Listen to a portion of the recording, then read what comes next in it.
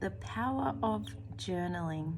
I literally just did a process around the relationship that I had with my baby's dad, which was 4 years ago.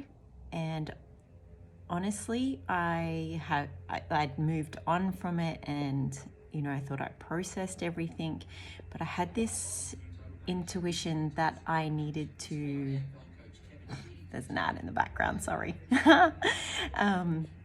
that I needed to release some anger from our time together. So that would create space for me then to be able to welcome all the good stuff that I want in my life, all the better things that are on their way and that are here already, that I can create more space for. So that was the purpose of doing it, because I still find, even though it's 4 years down the road, I can get triggered from the way he speaks to me or at me, and I still can find I can take it for some periods of time, but then I also do get triggered and I can react to what he's saying. And so I was thinking, well, part of that process is there's still some underlying hurt or pain or anger there that I can release.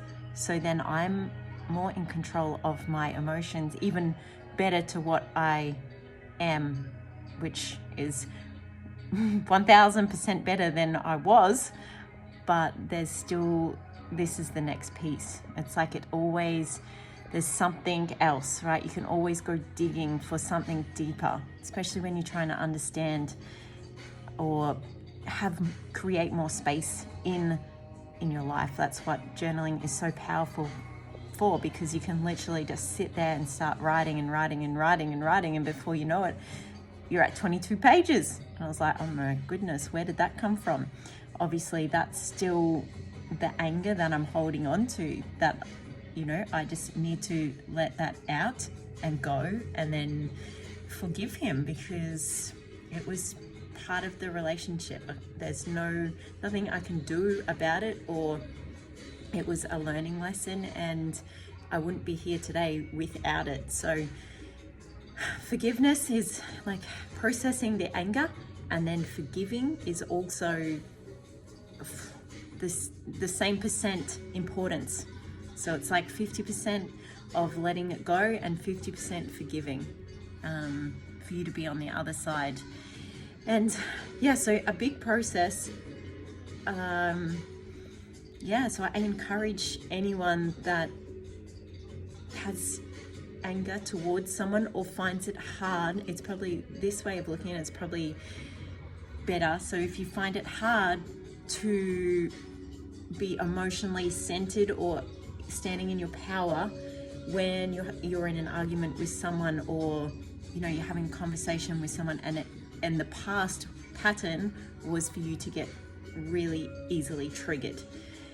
So that's what is the process for me, is that little bit of anger that's still there, that can pop its head up when I have to deal with him, or I'm having a conversation with him, and within seconds it can elevate and be like an argument, because that was our past programming. So for me to be able to stand in my center, I need to clear that from my field to create more space, so I have more emotional intelligence to be able to deal with these situations. Whew, big one. And if you would like some support on this, it's a process, and to be honest, it's always nice to have someone supportive and behind you, like guiding you through the process, because it can be quite upsetting. And to be honest, I was really distracting myself from doing the process. I was thinking of everything that I could do not to do the process, and then when I actually started doing it, just kept writing and writing and writing and writing and writing and writing. Anyway, big day. All right, beautiful people, let me know if I can assist. I've got a beautiful offering that would help in this kind of regard, in regards to relationships, toxicity, anger, narcissistic behaviors, in all stuff, boundaries, setting boundaries. This is all stuff that I've learnt through just experience of having these relationships. So the more we can heal and let go and get it all out, the quicker and the most fulfilling life is on the other side, because you need to let these things go for you to be able to have the space to have the best life you can have. All right, sending you lots of love, beautiful people. Bye.